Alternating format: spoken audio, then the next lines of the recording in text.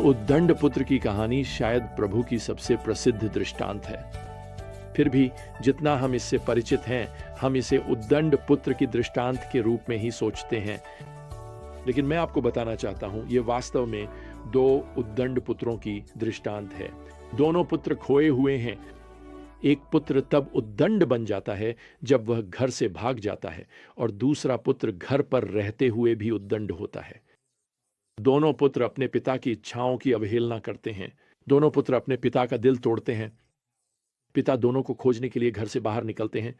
असल में दोनों को ही पाए जाने की जरूरत है। अब याद रखिए, यह लूका अध्याय 15 में 3 दृष्टांतों में से तीसरी दृष्टांत है। यीशु ये दृष्टांत फरीसियों और शास्त्रियों की प्रतिक्रिया में सुना रहे हैं। वे इस बात को लेकर कुड़कुड़ा रहे थे कि यीशु हर तरह के पापियों के साथ भोजन कर रहे थे, जो शायद कभी भी किसी सभागृह के दरवाजे पर भी न जाएं। तो यीशु यहां यह बात स्पष्ट करने जा रहे हैं कि उनका उद्देश्य खोए हुओं को ढूंढना और उन्हें बचाना है।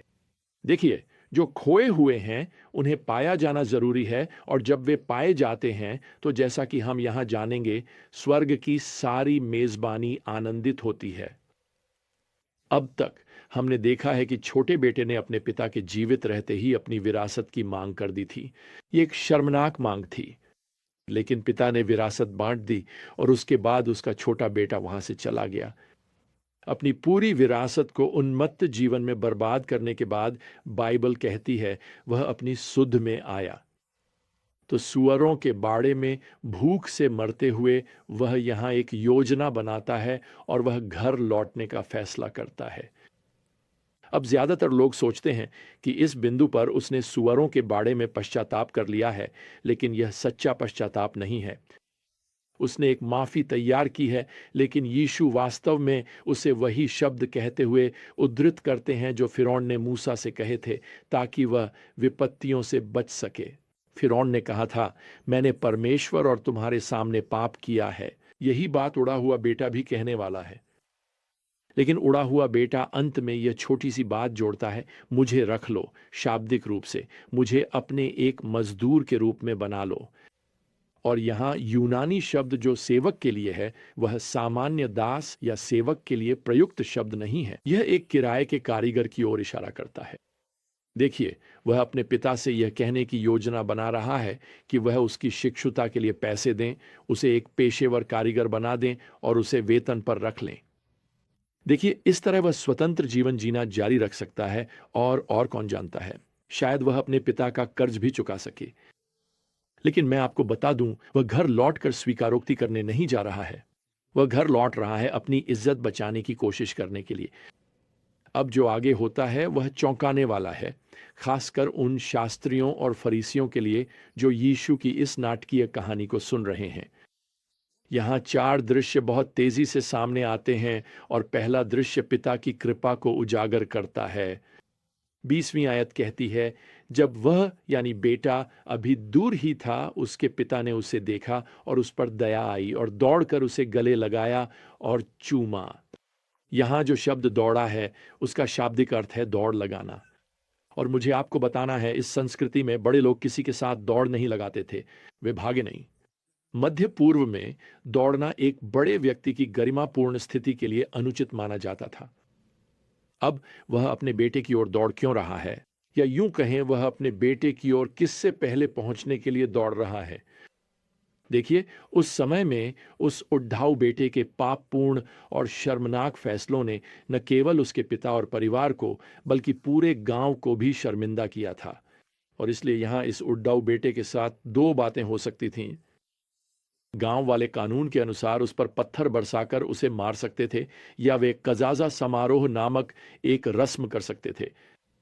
इस रस्म में वे एक मटकी लेते, उसमें जली हुई फलियां भरते और उसे उद्धाऊ बेटे के पैरों पर फेंकते, जिससे इस सार्वजनिक कजाजा समारोह में यह संकेत मिलता कि अब उसे उनसे कभी कुछ नहीं मिलेगा। इसके बाद उसे हमेशा के लिए उनके गांव से निकाल दिया जाता। तो आपको समझना चाहिए कि पिता अपने उद्धाऊ बेटे तक सबसे पहले पहुंचने के लिए दौड़ दे रहे हैं। और यही वह जगह है जहां यह दृष्टांत परमेश्वर के पुत्र की छवि बन जाता है, जो पिता के घर से निकलकर खोए हुओं को ढूंढने और बचाने के लिए दौड़ता है। अब इसके साथ ही दूसरा दृश्य शुरू होता है। यह बेटे के अपराध बोध को उजागर करता है। पद 21, पुत्र ने उससे कहा, पिताजी, मैंने स्वर्ग के विरुद्ध और आपकी दृष्टि में पाप किया है। अब मैं आपका पुत्र कहलाने के योग्य नहीं रहा। वैसे क्या आपने ध्यान दिया कि उन्होंने वित्तीय सहायता के बारे में वह अंतिम छोटा सा कथन नहीं किया है? वह अपने पिता की कृपा, प्रेम और करुणा से अभिभूत है। देखिए, उद्धाऊ बेटे का स्वर पूरी तरह बदल गया है। अब वह बस इतना कहता है, मैं अब आपका बेटा कहलाने के योग्य नहीं हूं। बस कोई सौदेबाजी नहीं, बस विनम्र और सच्चा स्वीकारोक्ति। अब इसके साथ ही तीसरा दृश्य खुलता है और यह पिता के अनुग्रह के उपहारों को उजागर करता है। आयत 22 कहती है, लेकिन पिता ने अपने सेवकों से कहा, जल्दी से सबसे अच्छा वस्त्र लाओ और उसे पहनाओ, और उसकी उंगली में अंगूठी और उसके पैरों में जूते पहनाओ। यहाँ सबसे अच्छा वस्त्र का अर्थ वास्तव में पहला वस्त्र है। यह पिता का वस्त्र है।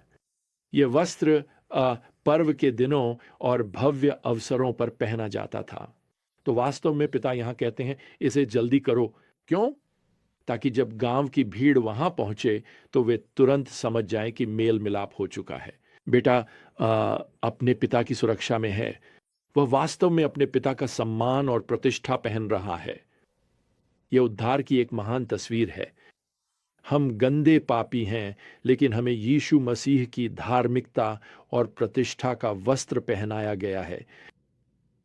यहाँ पिता अपने बेटे की उंगली में अंगूठी और उसके पैरों में जूते भी पहनाते हैं। अंगूठी पारिवारिक अधिकार की मुहर थी। इससे उसे अपने पिता के नाम पर व्यापार करने का अधिकार मिल जाता था। और मैं भी यही सोचता हूं प्रियजनों, कि जैसे हम परमेश्वर की संतान हैं, वैसे ही हम आज परमेश्वर के नाम पर अनंत व्यापार करते हैं, है ना? यहां जूते परिवार की सदस्यता का प्रतीक थे। गुलाम जूते नहीं पहनते थे, परिवार के सदस्य पहनते थे।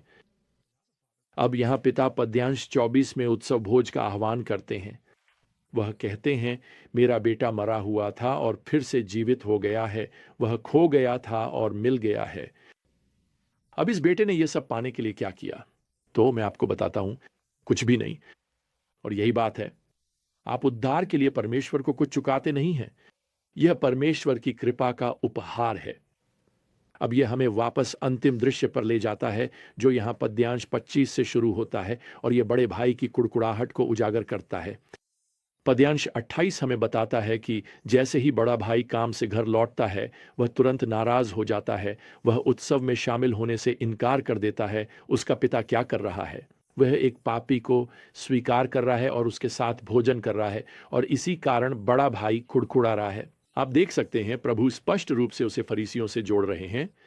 वे किसी पापी के साथ भोजन करने को तैयार नहीं हैं, क्योंकि वे मानते हैं कि वह इसके योग्य नहीं है, और वे यीशु के बारे में कुड़कुड़ा रहे हैं। फिर से पिता को अपना घर छोड़ना पड़ता है। वह बड़े बेटे के पास बाहर जाते हैं, और बड़ा बेटा अपने पिता से यहां पद्यांश 19 में कहता है, इतने वर्षों से मैं आपकी सेवा कर रहा हूं और मैंने कभी भी आपके आदेश की अवहेलना नहीं की। फिर भी आपने मुझे कभी एक बकरा भी नहीं दिया, ताकि मैं अपने दोस्तों के साथ उत्सव मना सकूं। लेकिन जब आपका यह बेटा आया, जिसने आपकी संपत्ति वेश्याओं के साथ उड़ा दी, तो आपने उसके लिए पला पोसा हुआ बछड़ा मार दिया। अब जब मैं इसे पढ़ता हूं तो मुझे मानना पड़ेगा, मुझे उसके लिए थोड़ी सहानुभूति होती है। मुझे भी यह न्याय संगत नहीं लगता, लेकिन मैं चाहता हूं कि आप इसे देखें। अनुग्रह कभी भी न्याय के बारे में नहीं होता। अनुग्रह हमेशा अवांछित क्षमा होता है। देखिए, यहां यह बड़ा बेटा अच्छा दिखता है, लेकिन उसके दिल में एक फरीसी का भाव है। हां, उसने नियमों का पालन किया है। वह सम्मानित है, वह भरोसेमंद है, नैतिक है, आज्ञाकारी है। वही है जिसे पीठ थपथपाई गई, क्योंकि वह बेटा था जो घर पर ही रहा। वह मानता है कि उसे पिता से इस तरह का व्यवहार मिलना चाहिए, और वह असली बात को समझ नहीं पा रहा है। अनुग्रह कोई इनाम नहीं है, ये एक उपहार है। सच्चाई यह है कि बड़े भाई को अपने पिता की खुशी से ज्यादा खुद की परवाह थी। असल में उसे अपने भाई के घर लौटने और पुनर्स्थापित होने से भी ज्यादा खुद की चिंता थी। इस दृष्टांत में आप खुद को कहां देखते हैं? क्या आप खुद को बड़े भाई में देखते हैं, जैसे कि आपने नियमों का पालन किया है और शायद आपको लगता है कि आप अपने स्वर्गीय पिता से बेहतर व्यवहार के हकदार हैं? तो मैं आपको प्रोत्साहित करना चाहता हूं कि अभी अपने घमंड भरे कठोर रवैये को स्वीकार करें और एक बार फिर से भगवान का धन्यवाद करें कि उनकी अनुग्रह एक ऐसा उपहार है जो कभी भी किसी के योग्य नहीं होता। क्या आज आप खुद को इस उद्धव, इस छोटे भाई में देखते हैं जो घर लौट आया है, कोई ऐसा जिसने भगवान से दूर भागने की कोशिश की, लेकिन अब उसे एहसास हो गया है कि वह अपने पिता की कृपा के योग्य नहीं है?